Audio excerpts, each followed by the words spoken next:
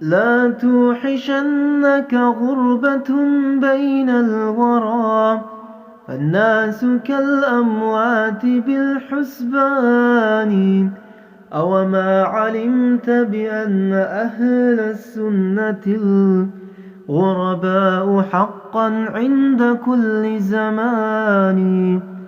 قل لي متى سلم الرسول وصحبه والتابعون لهم على الإحسان، من جاهل ومعاند ومنافق ومحارب بالبغي والطغيان، وتظن أنك وارث لهم وما ذقت الأذى في نصرة الرحمن.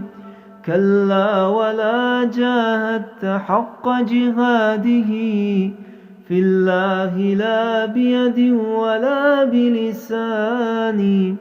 منتك والله المحال النفس، فاستحدث سوى ذا الرأي والحسبان. لو كنت وارثه لآذاك الأولى، ورثوا عداه بسائر الألوان.